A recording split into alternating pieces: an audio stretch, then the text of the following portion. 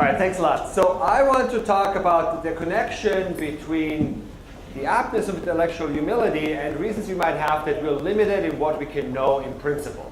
That we human beings are limited in what we can know about the world, and what would follow from that for intellectual humility.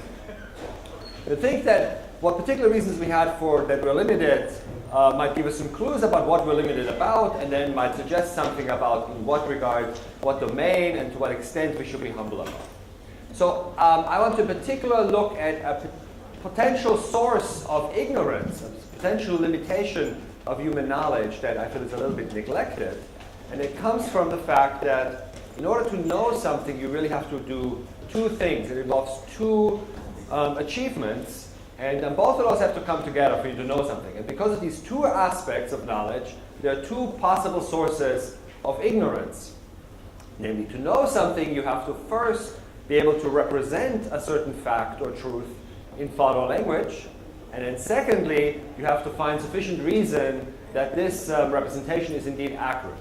So the second one is what epistemology is classically concerned with. Like whether or not the reasons we have for thinking that something is indeed accurate are good enough reasons to hold that to be true.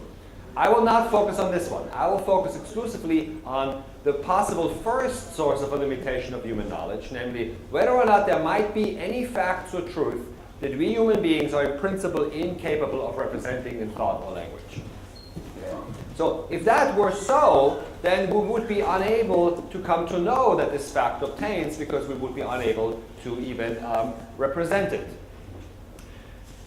So there's a variety of different ways in which human beings can be ignorant. So the ordinary case of ignorance is just sort of like you just don't know something. It's normally due to epistemic limitation. You don't have good enough reason to hold something to be true. You don't know what the answer is to a particular question. So for example, is the number of dinosaurs that ever lived odd or even? This is a question we can ask, but we can recognize that we will never be able to come to know the answer of that. Now this, of course, is not very significant. Not much about humility is suggested here, except that when it comes to the precise number of dinosaurs, we should be humble. But then there's another sort of potential kind of ignorance. I'll call that deep ignorance. Deep ignorance is where the ignorance is due to a limitation of representation. A representational limitation guarantees that we're unable to come to know a certain fact. And this kind of ignorance is the relevant ignorance that I'll be focusing on. So deep ignorance obtains for human beings. We'll be deeply ignorant of certain facts if there are facts that we cannot represent in thought or language. And any such fact, we'll call it an ineffable fact. So an ineffable fact is a fact that we cannot represent in thought or language. And the question is, do we have reason to think that there are such facts? That means that we are limited in what we can in principle represent, and what would follow from that for humility and otherwise. Okay, so let me just illustrate the basic setup here of, so to speak, the location of the ineffable. The green circle just represents reality as the totality of facts. The world as everything that is the case. These are just all the facts that obtain over here. And the bluish circle is just what we can in principle truly say. And then there's three areas here that need some elaboration. The middle one is just we say something correctly about what the world is like. We correctly describe the world. And this is sort of the ordinary case of when you say something truly. In our case, this is the unproblematic case. On the outside, the blue outside is an area that some philosophers think is coherent. I mean, you say something truly, although you did not describe reality with it. So some people think that this happens when you have, say, you make certain statements about, for example, Catalina Island is beautiful, or skipping talks is wrong, or things like that, where you have evaluative discourse that is not descriptive of the world, but nonetheless truth applies to that. We're not going to be concerned with that. That is philosophically controversial. What we're going to be concerned with is the other side, the ineffable, where reality is a certain way, but there's no true description of it that we can give. So what we can truly say does not reach all the way over to what reality is like. Okay, the question now will be, is there anything over there? Do we have reason to think there's something over there? What would it be like, and what follows for humility? Okay, so let's first get a little bit clearer about what the issue is. The issue is whether or not there are any facts that we cannot represent conceptually. So the question is about the limitation of conceptual representation, representation in thought or language, as opposed to, say, pictorial representation. So if I take a picture of something, right, that does not count as a conceptual representation. So you might think, well, for whatever facts there might be, I can take a picture. That's not good enough. The question of conceptual representation is one. Conceptual representation is one where representation is either true or false, not just accurate or carry some information or something like that. So paradigmatically, thoughts and language are conceptual representations of the world that are apt to being true or false, not just accurate or inaccurate. And our question is about, do we have reason to think that we are limited in what we can represent conceptually, which facts we can represent conceptually? Okay, so then there's some way in which you could think that, okay, a limitation of what we can say, truly say, is a limitation of language. And there are many limitations of language that are clearly there, but they're not significant for the present purpose. So for example, there's a saying that people say that, I can't tell you how happy I am to see you. Right? That is a limitation of language. You feel like language is not good enough to tell you how happy I am to see you, but that's not the relevant limitation. That just means, in some sense, that I can't get you to feel my feeling by uttering certain words, but I can certainly tell you how happy I am by saying I'm extremely happy to see you, or I'm maximally happy to see you, or something like that. It's not that I cannot specify a degree of happiness in language so large that it would capture the amount of happiness that I feel for seeing you. That is not the limitation that we're worried about. So language is not good enough in getting people to feel what other people feel, but that's not a relevant limitation for us. The question will be, are there any facts that we cannot describe in language or thought? Okay, the next crucial thing is that we are clearly limited in which facts we can represent as human beings as we are, because we only live for about 100 years and our brain is only so big, so we can only say so long sentences during our lifetime. And some facts obtained that are more complicated than that. So as an example, take the complete sand metric of planet Earth. The complete sand metric is the precise distance every grain of sand has to every other grain of sand. So it's the following fact: grain 1 is exactly 7.5 inches from grain 2. Grain 2 is exactly blah, blah, blah for all the other pairs of grains together. That fact is way too long for any human being ever to be able to represent in thought or language. But nothing much follows from that about sort of what seems to be sort of more deeply concerning about the possibility that there are ineffable facts, that somehow there might be certain parts of the world that are completely hidden from us in a way that we cannot even talk about them, we cannot even think about them. This is a fact where we can think of every conjunct in a long conjunction. We just can't put them all together because our lifespan will run out. So the more interesting question is one about, in principle, ineffable things, ineffable facts. Facts that a kind of mind we have is just not good enough to represent them, not just because we don't live long enough, but for some deeper reason. Okay? Now, to make that precise is obviously not very clear how that's supposed to go, but the idea is supposed to be that just living longer, that's not the crucial difference. So we allow ourselves that, if you can represent a bunch of conjuncts, you allow yourself the conjunction as well, and similar idealizations. Okay. The next issue to keep in mind is that it's not good enough to argue for ineffable facts for the really interesting notion of the ineffable, to individuate facts too finely. So for example, if you think the fact that I am hungry is different from the fact that Thomas is hungry, because facts are individuated so finely that these are subtly different facts, the perspective comes in or something like that, then there's lots of ineffable facts. Like the fact that I'm hungry will be ineffable for all of you, and correspondingly, if you think that the fact that I'm hungry now can only be described at a particular moment, but not the fact that I'm hungry at 11:30, then there will be lots of facts that can only be described or thought at a particular time. But this is sort of a too fine-grained notion of a fact to be really interesting, to get at the really interesting aspect of ineffability and humility, because the other thought would be that the worrisome background thought is that we might be very limited creatures in what we can think, and this recognition should have some consequences for humility and for a general stance towards inquiry and things like that. Okay, so let's take facts then as reasonably coarse-grained to ignore any sort of issues about perspective that would give you some too trivial results about ineffability. And so finally, the crucial issue for us is representation. Are there any limits to representation? There's a difference between that and a limit to understanding and a limit to knowledge. For us, the question will be, is there a limitation to understanding and knowledge that comes from a limitation of understanding? But the direct focus is representation, not understanding. So for example, there are certain facts that we know obtain, but we might not understand. So it's like the fact that something exists. We might not understand why that fact obtains, although we do know that it obtains, but we can clearly represent that fact. And then there's a worry, there might be some facts that we cannot even represent, and therefore not understand, and also not know that they obtain. Okay? And so the real issue for us will be, are there any facts of that particular kind?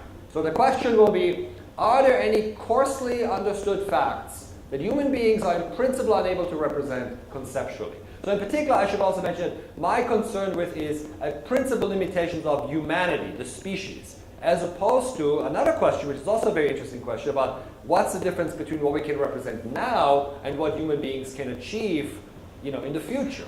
So how can we expand what we can represent at present to something larger, such that we can come to know more facts about the world, not because we figured more stuff out, but so that we can even ask more questions. Okay, so the crucial issue here will be for us, are there any principal limitations to what human beings as a species can represent? And then what follows for intellectual humility? So if there were such facts, then we could not even ask the question, does this particular fact obtain? So if we're deeply ignorant of a fact, not only do we not know it, we cannot even ask the question whether it obtains. Okay, so what is the answer to those questions? So the first thing to notice is that, obviously, you cannot argue for such facts by giving an example. You cannot say, right, that, of course there's such facts, and is one of them. Right? That's impossible. But that doesn't mean that there aren't any good arguments for there being some. So for example, I have good reason to believe that there are sharks in the Pacific Ocean, even though I cannot give you a single example of one of those sharks. Right? I don't have a particular shark in mind. It's just I know that there's some sharks in there for some other reasons. So similarly, we might have good arguments that there are facts ineffable for human beings, even though we cannot give example. And this seems to be exactly to be the case. So I want to present 3 arguments that seem to suggest that there are such facts. First, the argument from analogy. Even though we cannot give examples of facts that are ineffable for us, human beings, we can give examples of facts that are ineffable for other creatures, like simpler creatures. So for example, one vivid example in my mind is that I used to have a squirrel sitting out of my office window. It had its nest there, it lived there, and that squirrel was completely ignorant of the fact, in the sense of deep ignorance, that it lives on the window of the philosophy department at the University of North Carolina. That is a fact that even though that fact obtains, the squirrel is deeply ignorant of it. It cannot even entertain the question, am I on the window of the philosophy department at the University of North Carolina, or am I at the psychology department, right? So this is a question that even though it's a fact, the squirrel cannot entertain this particular question. Now, we human beings are substantially more sophisticated than squirrels. Looking up the rough numbers on Wikipedia, I think there's something like the central nervous system of a squirrel has something like 100 million neurons or something like that, whereas human beings have 20 billion or something like that. So it's a vastly more sophisticated central nervous system. We're vastly more sophisticated. But the thought is, well, 20 billion is still a lot less than 500 trillion, right? So it's even though we're much better than the squirrels, why should we think that we are all the way at the top? Why couldn't it be that there are other creatures, or at least imaginably other creatures, that look down at us just like we look at the squirrel? Like sophisticated aliens or gods or any sort of way more sophisticated creatures. And they could say, well, sure, these human beings, they're much better than the squirrels. They know that they're in the philosophy department at the University of North Carolina, but their minds are just way too weak and feeble so that they could not even possibly entertain the question that blah, blah, blah, blah, blah, blah, blah. Right? And so it would well be conceivable that the other creatures look at us just in this particular way, and they give examples of facts ineffable for us. Although, of course, they can't give any examples of facts ineffable for them. So we should think that we are somewhere on a scale of what can in principle be represented.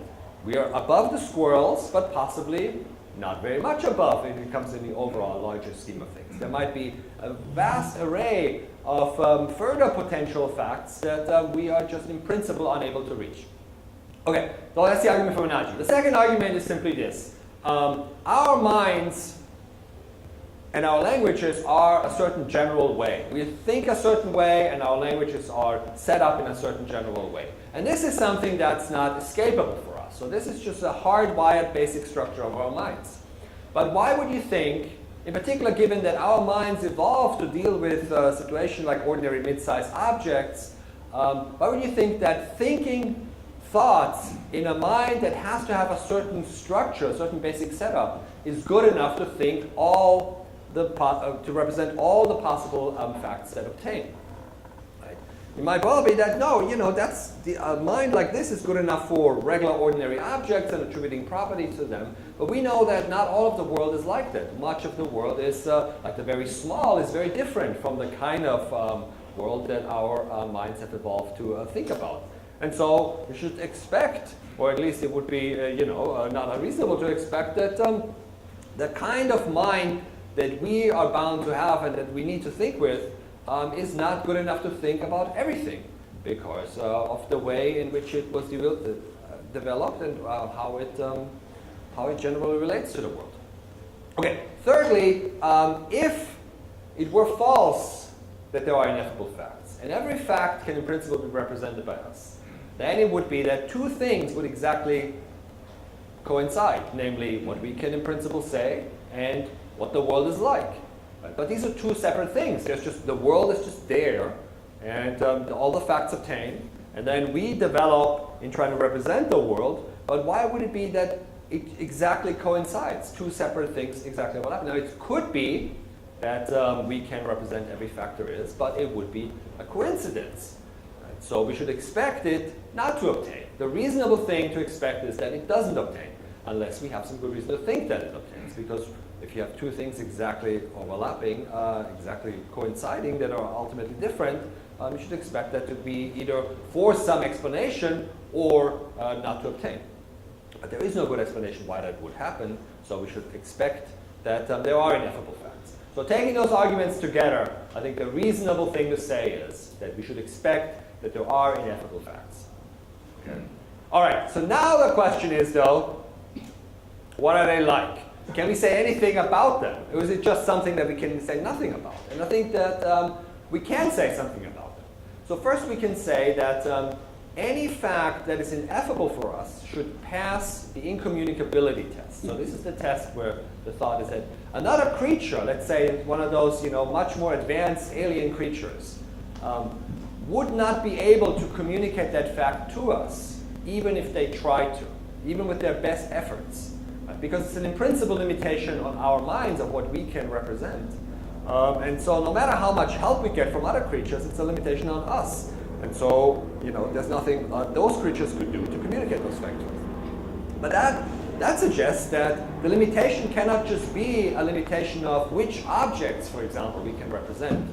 Right? So if you think, just hypothetically, that in order for you to represent a certain object, you need to be in causal contact with it, hypothetically, right? So assume that then it might well be that, then there are certain objects that are too far away intuitively for us to be in causal contact with, outside of a light cone or something like that. But then an alien creature that can represent every fact could communicate us a fact about that particular object by just giving us a name for that object that we are then allowed to piggyback on.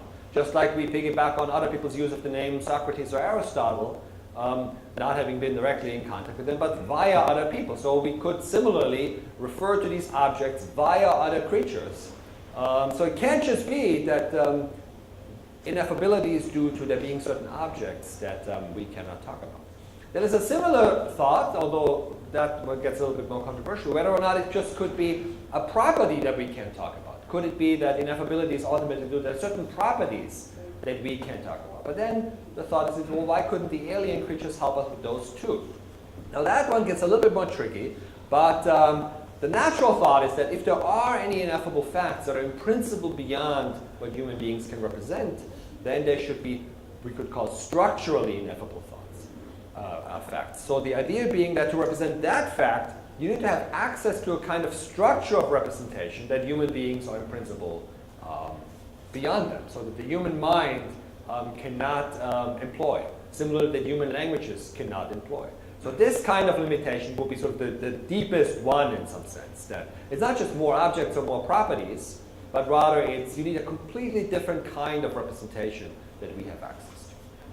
All right, so it looks like we have reason to think that there are these structurally ineffable facts for us. Now what follows? So first of all, I want to suggest that not much follows.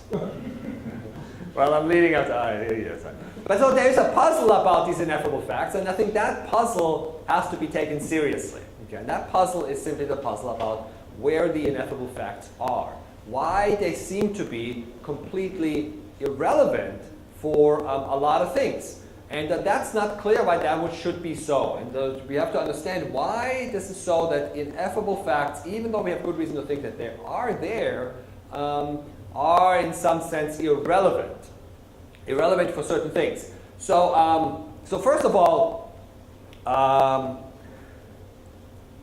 if there are any ineffable facts, it would not be impossible that we would encounter them in a number of different ways. So for example, we could see them in principle, right? I mean, it could be that we can see something that we recognize is beyond what we can represent conceptually.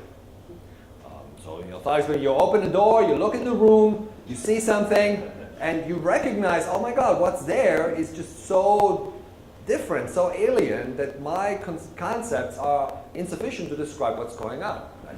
Now that doesn't seem to happen in general. Right? Right, so, but at least not in general. It could happen all the time that, you see them all over you, all over the place.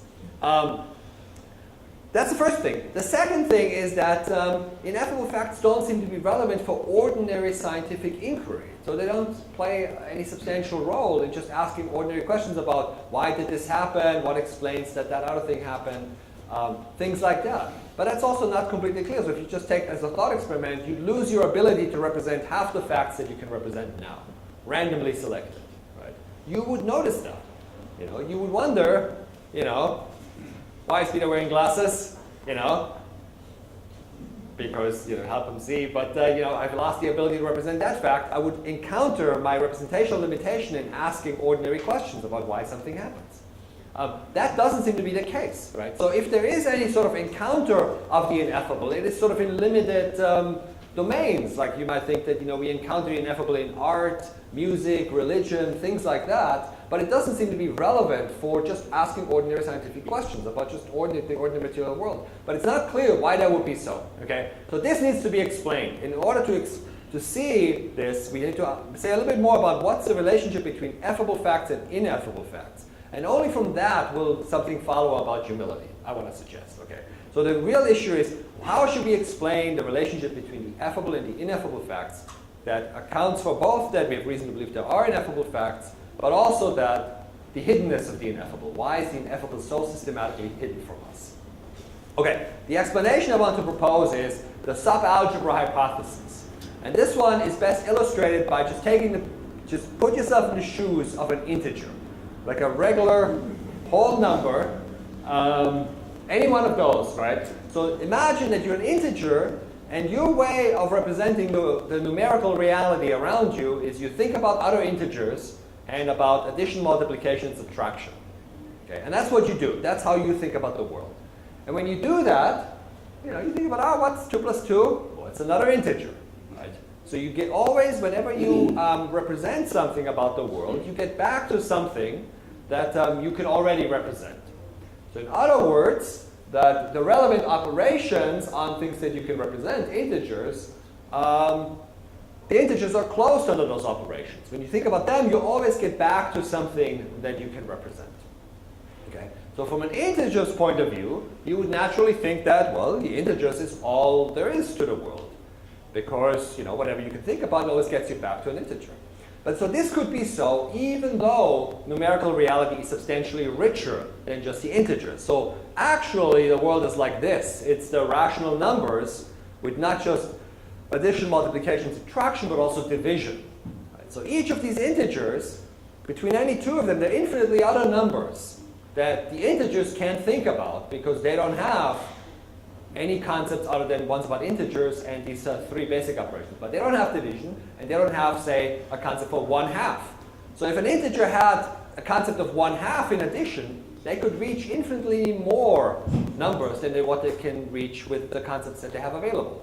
And if they had the concept of division, they could represent all of reality. But what they do have keeps all these other numbers systematically hidden from them. So even though they're surrounded by all these other numbers, they come infinitely close to them. They're right there where they are, but they just can't reach them because they're just missing the relevant conceptual ingredients. Okay. So the Sub Algebra hypothesis, so the idea is that the integers form a subalgebra, a substructure, already meaning the rational numbers, and they're closed under the relevant operations. So you never get out of this particular subalgebra with the operations that are contained in it. And the thought now is that this could be exactly our situation, that there are certain relationships between facts or fact constituents, like explanatory relationships and causal relationships, such that whenever we ask what explains a certain fact that we can represent, we'll get back to something within our subalgebra. We'll get back to a fact that we can represent. Okay, so the facts that we can represent and the relationships among facts that we can represent form a structure analogous to an algebraic structure that is closed under those relevant relations. And so if that were true, then it would naturally seem to us, just like it seems to the integers, that the representable part of the world is all there is to it. That, if you wonder, what's the world like? Is all of the world the ordinary material world? Well, it seems, yeah, of course. What else could there be? Because whenever I think about something, what caused it, I'll get back some material thing. But this could be systematically false. So it could be that we're surrounded, just like the integers are surrounded by things that come really close to them, intuitively, right? So we could be surrounded by facts that are ineffable for us that we just can't reach because we're unable to get out of our subalgebra and with the representational resources that we have available. Okay. So it would naturally seem to us that the world that we can represent is all of it, even if that's completely false. Okay. Okay, so this, it seems to me, is the best explanation of why the ineffable is systematically hidden from us, even though we have good reason to believe that it's there. So what follows from that? I want to suggest that if the subalgebra hypothesis is correct, it would follow that for ordinary inquiry, the ineffable is insignificant. So if you ask a question about why did this happen, why is Peter wearing glasses, and so on and so forth, the ineffable falls out because these are questions that have their answer within our subalgebra, and therefore the ineffable is irrelevant for that. The actual explanation is just something that will guarantee to be representable if the subalgebra hypothesis is true. Similarly for causal explanations and other kind of relationships between facts. But the issue is that for global questions about all of reality, the totality of reality, the ineffable does become relevant because we might naturally be misled to identify all of reality with our subalgebra. Okay, we might naturally think that, of course, this is all there is because what else could there be? Whenever I ask this and this, I'll get back to something like that. And this could be true even though we're surrounded by ineffable facts that are just systematically hidden from us. Just like the squirrel is on the, on the window of the philosophy department at the University of North Carolina, but it's utterly hidden from the squirrel in the sense of deep ignorance. This might be true for us too. We might be right on the analog of the window sill of the philosophy department, and it's utterly hidden from us. We have no conception, it's in principle hidden from us, and it's irrelevant for ordinary inquiry, but it is relevant for global questions about what reality as a whole is like. And so I want to suggest that humility follows not for local inquiry, or asking ordinary questions about causal explanatory issues about ordinary events, but rather only for global inquiry, in particular for metaphysics. Metaphysics is a discipline, a part of the metaphysics at least, that tries to answer questions about the totality of reality. Okay? It doesn't mean that we shouldn't engage in it, but I think a certain kind of humility is appropriate. We must recognize that for these kinds of questions, our limited situation will likely mislead us into accepting the wrong answer, or at least might suggest to us the wrong answer. And it suggests a certain humility in this case, but not in ordinary inquiry. Okay, so these were my points. To argue that we have good reason to think that there are ineffable facts, that there is no puzzle about them, about the hiddenness of the ineffable that goes beyond their simply being unrepresentable, but rather they're more systematically hidden from us than this would suggest. But the best explanation for that is the Sub Algebra Hypothesis, and that if the Sub Algebra Hypothesis is correct, it would suggest that we should not be humble for ordinary inquiry, but it does suggest humility for grand questions about the totality of reality and metaphysics. Thank you.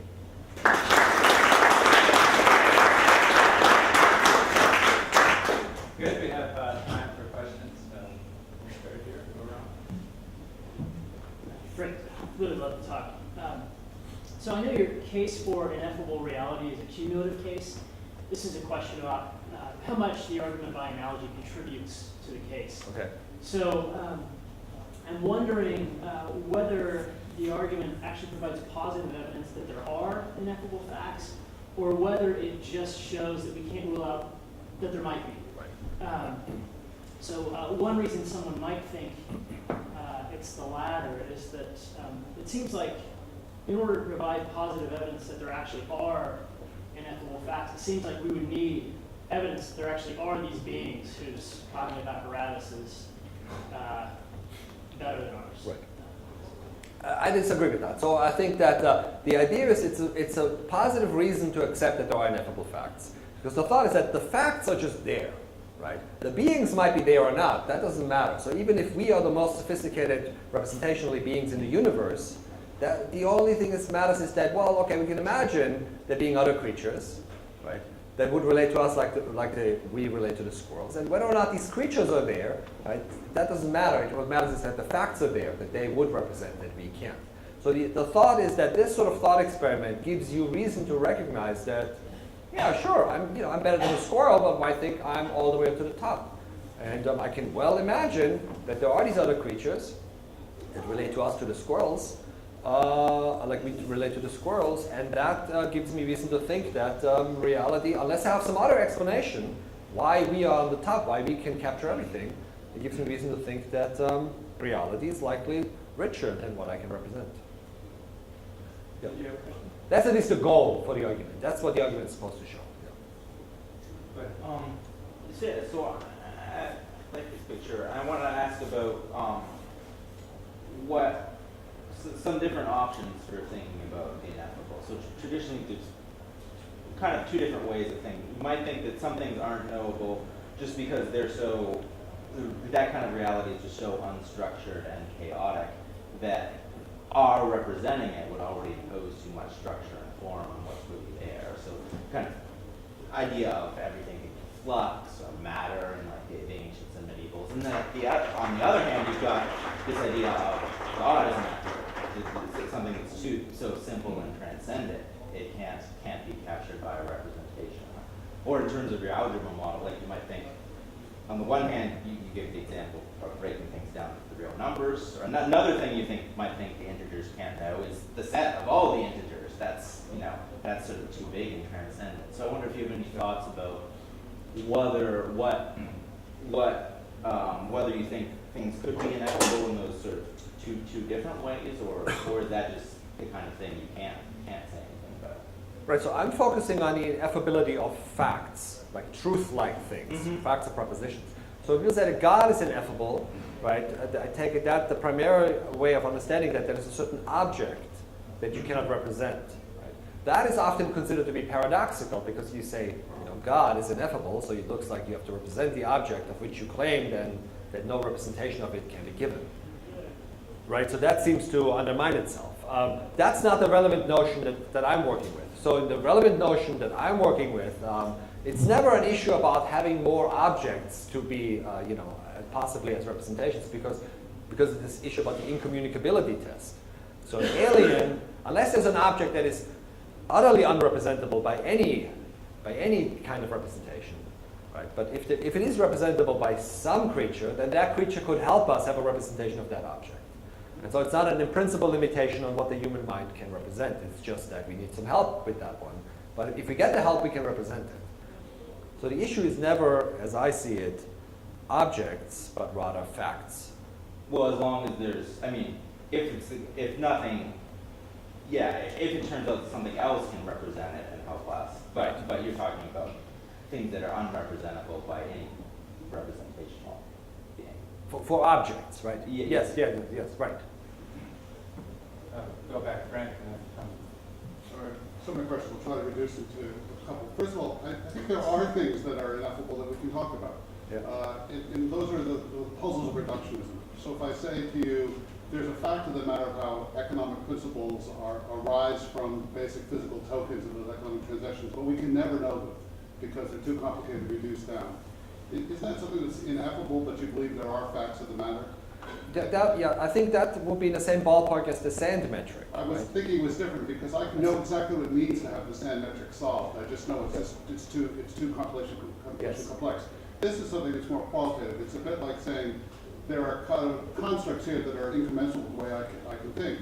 It's a bit like the extreme of the group lean, which is my second part of the question. Yep. It seems like there are degrees of ineffability. Things that are Yes. sort of ineffable, then super ineffable, and so I think the problem with the particle physics and economic transactions is that there's just no way our computational machinery can handle it, not just because of capacity like the sand metric, because of the qualitative computational problems we just can't get our hands around. Yeah. We know there is a fact of the matter. It's not magic. Somehow economic transactions or hurricanes ride on particle physics, but we know that's never going to be something that's applicable. Right. Okay, so whether or not that's a case of this particular fact, we know there is such a fact. We just, we cannot represent it.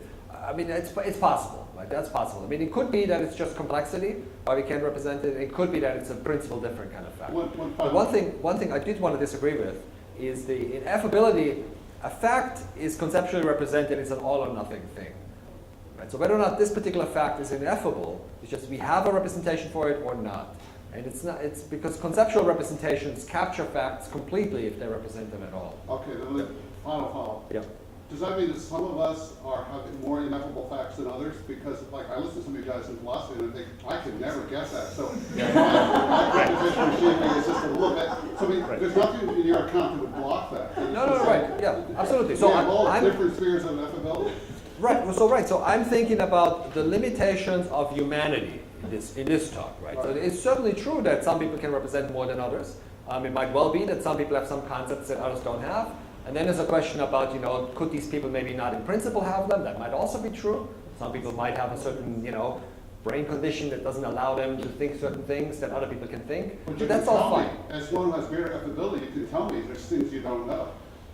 No, that's true. Yeah, exactly. Yeah, absolutely. Right. And similarly, there's a question about humanity over time, right? Can we give examples of facts that were unrepresentable in ancient Greece? Yeah. Right. That's another. I mean, that's controversial as well. But that's another possibility. So, right, so this is all open. So what I'm focusing on is the limitations of humanity, right, over time, in principle. Yeah. Let me pick up on the humanity part, because that's a good way to ask. Did you say what? The humanity part. Yes. A good way to ask the question I had in mind. What counts as humanity? I'm particularly concerned with questions of enhancement. Biological enhancement, technological enhancement, and so on. Right. Another way of getting at the point is take your squirrel and start building stuff into his brain, and sooner or later you build a squirrel who's at least as clever as some of the undergraduates he's seeing through. So at that point, the squirrel can represent. Well, how about us? So is this a limit just as humanity exists now, or is it supposed to be a limit for humanity even as it might be enhanced? And I'm worried a little bit that there's a paradox lurking here, because if you concede that enhancement of us enables us to represent Grok, the currently ineffable, then it looks like your argument goes through anyhow, because we've got, as it were, us enhanced sub 1. Right. And everything you said about us is going to be true of us enhanced sub 1, namely there's going to be, for the same reason, Yes, and so on ad infinitum, and Absolutely. it seems to me to be a paradox lurking there. Maybe Okay, I'm not sure about the paradox, but I certainly, so what I was focusing on is humanity, as you put it in the first case, like as we are now. So if we merge with technology or with other beings or something like that, then all bets are off, right? I'm just thinking about, we'll keep the kind of minds we have fixed. You know, we allow ourselves more time, more lifespan, but the kinds of minds we have is fixed. And then there's a question about whether or not we can transcend that, whether or not we can think in fundamentally different ways through technology or, you know, biological enhancements and all that. And then, you know, of course, who knows what's going to happen then. So I'm focusing just on the as we are now, but idealizing from certain kinds of limitations. Over here and there. Tom, just a question about this, because I'm reflecting on something that Frank said, which you answered and said that facts either are or they aren't. There isn't a continuum. But affability might have a continuum. And what I think is the case is that human beings adapt to their ineffable limitations. And so I'm thinking of old experimental psychology like Osgood, who created semantic spaces and saw things occupying the same semantic spaces. And if they had the same ratings on evaluation, potency, activity, they were seen as being similar, almost like metaphors for one another. And back in the old days, when he did that, for example, occupying the same space wouldn't happen anymore, where God and God.